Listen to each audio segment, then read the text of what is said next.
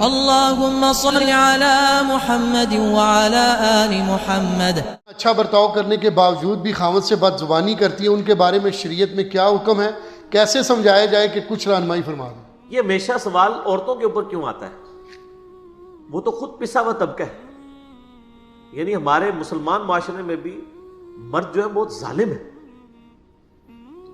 تو یہ تو کبھی سوال نہیں آیا کہ جو مرد یہ کرتا ہے تو اس کی عورتیں کیا کریں.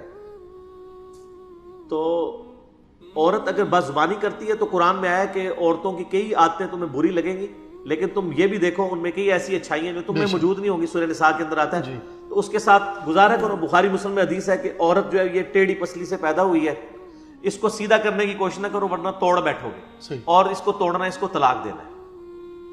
اس کائنات میں سب سے آئیڈیل بیویاں کس کی ہو سکتی تھی؟ آپ صلی اللہ علیہ وسلم. تو ان کے بارے میں جو کچھ قرآن میں آیا ہے، مسئلہ جنید جمشید والا میرا 105 دیکھ لیں، جس میں نے صرف قرآن کی آیات کا ترجمہ پڑھا. ٹھیک ہے، رونگٹے کھڑے ہو جاتے ہیں. پارہ نمبر 21 کا آخری صفحہ پڑھ لیں سورۃ الاحزاب کے اندر. یہاں تک نوبت آئی ہے کہ اللہ تعالیٰ نے فرمایا اے نبی اپنی بیویوں سے کہو کہ اگر تم دنیا کا مال چاہتی ہو تو تمہیں میں مال دے کے رخصت کر دیتا ہوں، طلاق دے دیتا ہوں، اور اگر تم اللہ اور اس کا رسول اور آخرت کا گھر چاہتی ہو تو اسی قسم پرسی میں، اسی غربت کی حالت میں میرے نبی کے ساتھ گزارا کرو. بخاری مسلم کے الفاظ ہیں، آپ علیہ السلام نے یہ آیات آ کے حضرت عائشہ پہ پیش کی. انہوں نے رونا شروع کر دیا. انہوں نے کہا میں اللہ اس کا رسول اور آخرت کا گھر چاہتی ہوں. حالانکہ نبی علیہ السلام فرمایا اپنے باپ سے مشورہ کر لو، دیکھ لو، جس طرح بہتر سمجھتی ہو، میں تمہیں چھوڑ دیتا ہوں. آپ صلی اللہ علیہ وآلہ وسلم کو بھی دنیاوی اعتبار سے اپنی بیویوں سے تکلیف اٹھانی پڑی، تو باقی تو پھر کس کھاتے میں؟ کوئی نہیں. تو یہ آزمائش ہے سر. بیویوں اور اولاد کے اندر فتنہ کہا گیا نا قرآن میں ہے، پنجابی والا نہیں، عربی والا فتنہ، آزمائش. اگر یہ نہ ہوتی نا، وہ مجھے اشفاق صاحب کی بات یاد آئی ہے. اشفاق احمد صاحب کہتے تھے کہ بچہ جو ہے نا یہ عورت کی راہ کھوٹی کر دیتا ہے. دیکھیں اولاد کے پیچھے ذلیل ہو جاتی ہے عورت، جی میرے بچے چھوٹے، میرے کے بچے نہ بنے، اور عورت جو ہے یہ مرد کی راہ کھوٹی کر دیتی ہے. عورتوں کے پیچھے کیا کچھ نہیں مردوں کو کرنا پڑتا ہے حلال و حرام کے حوالے سے. تو یہ ساری آزمائشیں ہیں، انہی کے ساتھ وقت گزارنا ہے. اور اس کے لیے میں آپ کو ایک نسخہ بتا دیتا ہوں. لاہور کا راستہ بھی بتا رہا ہوں تو آپ کو کرایہ بھی دے دیتا ہوں. وہ یہ ہے کہ جب آپ کو بیوی سے کوئی تکلیف پہنچے تو بڑا آسان سا حل ہے، صبر کر لیں. ایک چپ تے 100 سکھ. جب آپ آخرت اورینٹڈ ہوں گے نا، صبر کرنا بھی آسان ہو جائے گا. یقین کریں جتنی گالیاں مجھے کھانی پڑتی ہیں علماء سے، تو میں تو کب سے چھوڑ چھاڑ کے سارا بیٹھ گیا ہوتا. صحیح. میں نے یہ تیہ کر لیا کہ یار اگر پیغمبروں کو جادوگر کہا گیا ہے، ان کو دجال کہا گیا، نعوذ باللہ، حضرت عیسیٰ علیہ السلام کو، نبی علیہ السلام کو جادوگر، دیوانہ، شاعر کہا گیا ہے، تو سر ہماری کیا اوقات ہے؟ صحیح بات. میرے خیال ہم اپنی کو اوقات سمجھ رہے ہوتے ہیں، اس لیے ہم صبر نہیں کر رہے ہوتے. وقت کے پیغمبر کو اگر اتنی گالیاں کھانی پڑے تو پیغمبر کو بھی چاہیے تھا، وہ اللہ کہتا ہے اللہ میرے کو کام نہیں ہوتا. نہیں کہا نا. آپ کو تو وہ تکلیفیں نہیں کاٹنی پڑتی. اسی طریقے سے بیوی سے، بچوں سے بھی تکلیف پہنچے، صبر کریں. اور میں بتاؤں صبر سے کئی معاملات حل ہو جاتے ہیں. وہ ایک گورے کا وہ رول بھی ہے نا کہ 80-20 رول اسے کہتے ہیں. وہ کہتا ہے 20% تو تکلیف آتی ہے ڈیسٹنی، تقدیر کی وجہ سے، لیکن 80% ہم خود اضافہ کرتے ہیں اس میں. یہ بڑے پوائنٹ کی بات کی ہے اس نے. قدرت صرف 20% تکلیفیں ڈالتی ہے، باقی 80% ہم اس میں بگاڑ کی وجہ سے ڈالتے ہیں. مثال کے طور پہ میں آپ کو اوریجنل واقعہ بتاتا ہوں. ہمارے اسلام آباد میں ایک دوست ہیں، وہ مجھے بتانے لگے کہ ان کے ادھر اسلام آباد میں I-10 سیکٹر کے اندر ایک بندے نے نئی گاڑی نکلوائی. تو اس کا چھوٹا بچہ تھا 7-8 سال کا. وہ آیا تو اس کے ہاتھ میں کوئی پرانی چابی تھی، اس نے اس کے اوپر یوں لکیر مار دی. اب نئی گاڑی کے اوپر لکیر، اگر ویسے دیکھا جائے تو کیا فرق پڑ گیا یار؟ جی. اگر اسی گاڑی میں ایکسیڈنٹ ہو اور اس کا بچہ مر جائے اور اس کو اس کے اگینسٹ آفر کی جائے کہ بچہ چاہیے نئی گاڑی، تو کیا کہے گا وہ؟ بچہ. اسی بچے نے زندہ حالت میں اگر اس کے اوپر یوں مار دی، ایک لائن ہی پڑی ہے نا، وہ ٹھیک بھی ہو جائے گی، وہ پوری بھی تباہ ہو جائے، بچے کا ایکویلنٹ تو نہیں. اس کو اتنا غصہ آیا، اس نے اس بچے کو دھکا دیا، وہ بلندی سے نیچے گرا، اس کا شولڈر نیچے جا کے لگا، وہ اتنا ڈیمیج ہوا کہ اس میں پھر پیپ پڑ گئی، حتیٰ کہ اس کا یہ بازو کاٹنا پڑ گیا.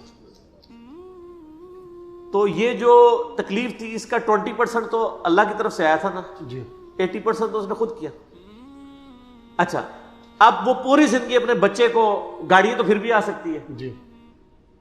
تو وہ بچہ جو ہے اپنے باپ سے ابھی تک گلہ کرتا ہے کہ بابا یہ میرا بازو جو ہے وہ تو مجھے نہیں ملے گا، آپ کو تو گاڑی مل جائے گی. وہ پوری زندگی اپنے آپ کو معاف نہیں کر سکے گا. اسی طریقے سے بعض اوقات لوگ آفس سے لیٹ ہو رہے ہوتے ہیں تو جناب اوور سپیڈنگ کرنا شروع کر دیتے ہیں. بندہ نیچے آ سکتا ہے، بندہ نیچے آ جائے، مر جائے یا اتنا بڑا نقصان اٹھانا پڑ جائے تو بعد میں آپ کہیں گے یار اس سے تو بہتر تھا میں اگر لیٹ ہوا تھا تو میں دفتر سے چھٹی کر لیتا. یہ عذاب جو میں نے ڈال دیا اپنے اوپر یہ بہت بڑا ہے. جی.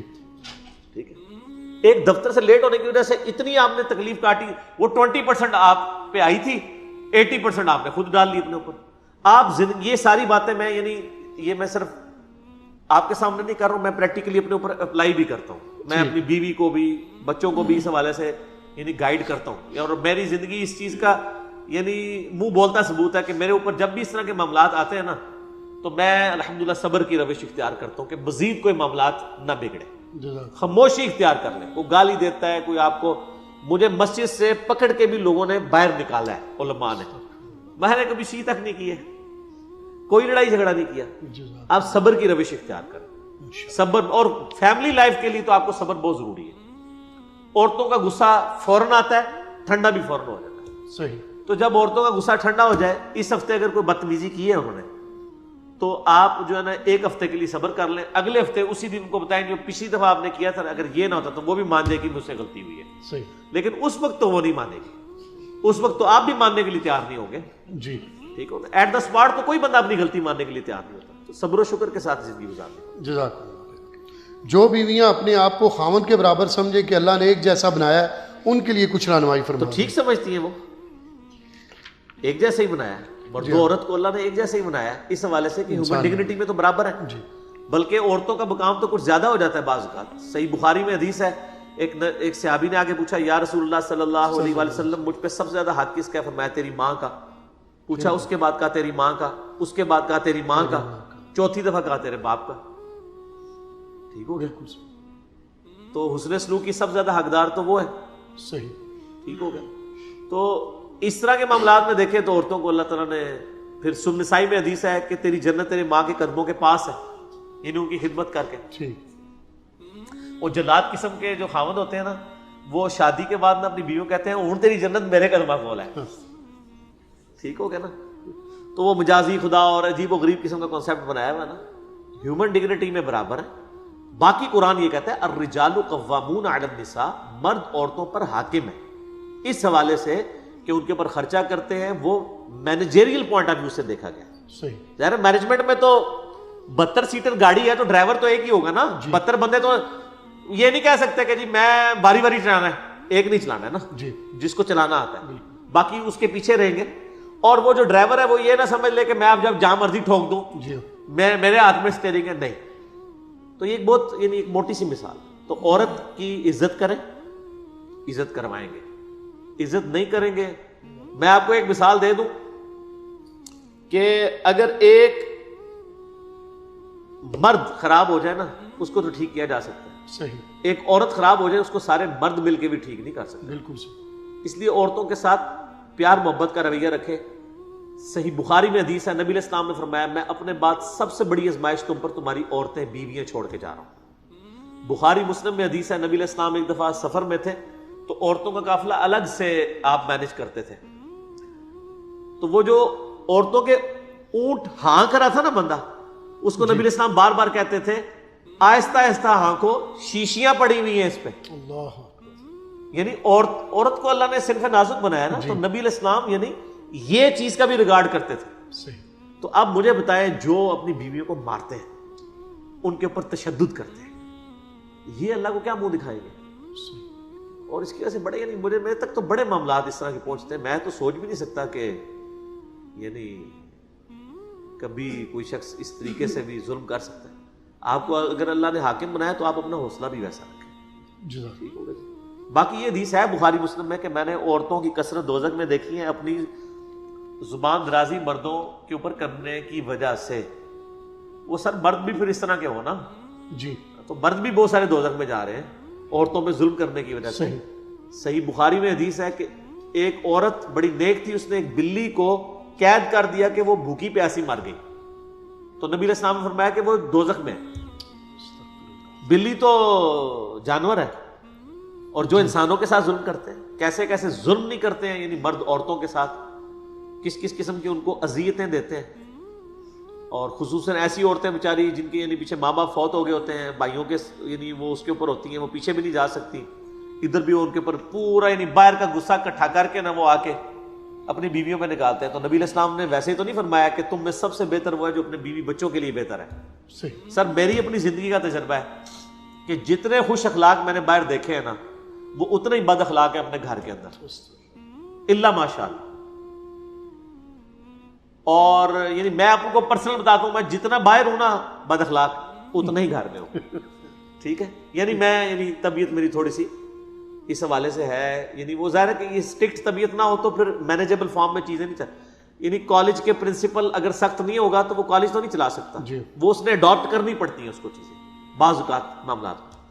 اور اس وجہ سے بعض اوقات کوئی ایسا ہوتا ہے, لیکن ایسا ہی یہ نہیں ہے کہ مطلب گھر جا کے تو مار کٹائی والا معاملہ ہے. اللہ کا شکر ہے نہ آج تک مارا ہے نہ مار کھائی ہے بیوی سے, ریکارڈ ہے ماشاءاللہ 14-15 سال. اور باقی یہ جو ہم کبھی اپنی مثال دے دیتے ہیں, یا میں اس کا یہ قطعاً مقصد نہیں ہوتا کوئی تکبر. میں بڑا حیران ہوتا ہوں کہ عمران خان صاحب جب کہتے ہیں نا میں کرکٹ کو سمجھتا ہوں, مجھے پتا ٹیم کیسے بنانی ہے, تو ان کو کوئی نہیں کہتا یہ بڑا متکبر ہے. وہ کہتے ہیں یار ٹھیک کہہ رہا ہے, اس کی فیلڈ ہے. تو سر میں نے بھی اپنی زندگی کے 25-30 سال بخاری مسلم پہ لگائے ہیں نا, الحمدللہ. تو جب میں یہ دعویٰ کرتا ہوں کہ میں یہ وثوق سے کہہ رہا ہوں کہ اس طرح کی کوئی حدیث بخاری میں نہیں ہے, یہ مسلم میں نہیں ہے, یہ فلان جگہ ہے, تو مجھے کہتے ہیں تکبر کر رہے ہیں. میں اپنی فیلڈ, حالانکہ میرے دماغ میں تکبر ہوتا بھی نہیں ہے, میں اپنی وہ فیلڈ کی ایکسپرٹیز کا اظہار کر رہا ہوتا ہوں. اور میں حیران ہوتا ہوں کہ کرکٹر پہ کوئی نہیں بولتا, سیاستدان پہ کوئی نہیں بولتا. اگر کوئی مذہبی یعنی پیشوا اس حوالے سے کہ لوگوں کو دین سکھا رہا, وہ ایسی بات کہتے ہیں بڑا آکڑے ہوا ہے. آکڑا وہ بندہ ہے میرے بھائی کہ جب آپ کوئی ایسا شخص ہو عبادت بھی کروا رہا ہو اور آپ سے نذرانے بھی بٹور رہا ہو, اس کو آپ یہ باتیں کریں. جو آپ کو اپنی جیب سے کھلا رہا ہو, جتنے ہی ہمیں مان آتے ہر اتوار, آپ دیکھ لیں ہمارا ہزاروں کا خرچہ ہوتا ہے, تو سارا اپنی جیب سے اللہ کی مدد سے کر رہے ہیں, تو ہمیں تو حق پہنچتا ہے. لیکن ہم پھر بھی کسی کو ڈانٹتے نہیں ہیں, ویسے بتا رہا ہوں, یہ نہ کوئی آئی نا. تو یعنی میری یعنی طبیعت پرسنلی میں یعنی میری طبیعت میں بہت زیادہ مزہ ہے, اور مزہ والا شخص ہی پھکیاں دے سکتا ہے, اینٹی وینم دے سکتا ہے, الزامی جواب دے سکتا ہے. ورنہ ہم سکا سڑا بندہ یہ کام نہیں کر سکتے. جی جی جو ان کے بارے میں تھوڑا سا کرتے ہیں کہ جو ذہنی پریشانی تھے, ہاتھ تو نہیں اٹھاتے ہوتے پر, لیکن ایک دو فیملیز کے بارے میں ایسا دیکھنا ملتا ہے کہ وہ اتنی ٹینشن دیتے ہیں کہ وہ گھر کی بیوی جو ہے وہ اتنی ڈپریشن, وہ بھی حرام ہے نا جی, 2 ہفتے تک نیند نہیں آتی. نہیں, وہ بھی حرام ہے جی. اس میں تو قرآن میں یہ آیا ہے کہ جب میاں بیوی کا اس طریقے سے اختلاف ہو, ایک حکم مرد کی طرف سے ایک عورت کی طرف سے آئے, اور وہ آپس میں یعنی جس کو یعنی عورت والی سائڈ کے لوگ بھی حکم مانے اپنا کہ اس کا فیصلہ قبول کریں گے, اور مرد والے بھی, پھر وہ آپس میں یعنی ٹرمز اینڈ کنڈیشن طے کریں. اور اگر آپ کو یہ اندازہ ہو جائے کہ یہ بیانڈ ریپیئر ہے, تو فوراً سے پہلے خلا کی طرف چلے جانا چاہیے, اگر یہ ساری چیزیں اسٹیبلش ہو جائے. یہ جو لوگ زبردستی نکاح چلاتے رہتے ہیں نا, ایک بچہ ہوا, 2 ہوئے, 3, 4, پھر 10 سال ہوا, پھر بھی لڑکی ہو ہی جاتی ہے, تو اس وقت بڑا کام بگڑ چکا ہوتا ہے. ٹھیک ہے, اس لیے اس طلاق کو حلال رکھا گیا ہے. ناپسند ضرور ہے لیکن حلال ہے, کہ بسا اوقات جینوئنلی طلاق لینی پڑ جاتی ہے. اسی طریقے سے بعض اوقات شادی کے بعد یعنی مرد جو ہے وہ یعنی یہ ابھی جو بے اولادی والے معاملات چل رہے ہیں, اس میں اکثر اوقات یعنی مردوں کے ساتھ بھی اس طرح کا معاملہ نکل آتا ہے, صرف عورتوں کے ساتھ نہیں, بانجھ پن, مردوں میں بھی بانجھ پن ہوتا ہے. تو وہ تو بہت کم ہوتا ہے کہ ان کی بیویاں طلاق لے لیں, لیکن ادھر مرد جو ہے وہ دوسری تیسری کے لیے ایڑی اٹھا کے دیکھ رہا ہوتا ہے. ٹھیک ہو گیا, تو یہ بھی تو دیکھنا چاہیے. اور میں کہتا ہوں اکثر ایک عورت جس کا مرد بیمار ہو جائے, پوری زندگی اس کی خدمت کرتی رہتی ہے, اور اس کے اگینسٹ اگر عورت بیمار ہو جائے تو مرد تو جناب دوسری تیسری شادی چھپا کے کر بیٹھتا ہے. تو پھر دیکھ لیں آپ فرق کتنا ہے. دوسری طرف یہ مجازی خدا بنے ہوئے جعلی قسم کے, اور حالت یہ ہے. تو پھر سر خدا آپ کو بڑا شوق ہے بننے کا مجازی, تو پھر خدا والا حوصلہ بھی رکھے نا. خدا تو عطا ہی عطا ہے, لیتا کسی سے نہیں, دیتا ہی دیتا ہے. ਤੁਸੀਂ ਖਿਦਮਤਾਂ ਹੀ ਕਰਾਉਂਦੇ ਰਹਿੰਦੇ ਹੋ, ਛੜੇ ਹੀ ਖੁਦਾ ਬਣੇ ਹੋਏ ਹੋ, ਮਜਾਜ਼ੀ ਖੁਦਾ. Thanks for watching. جزاک اللہ.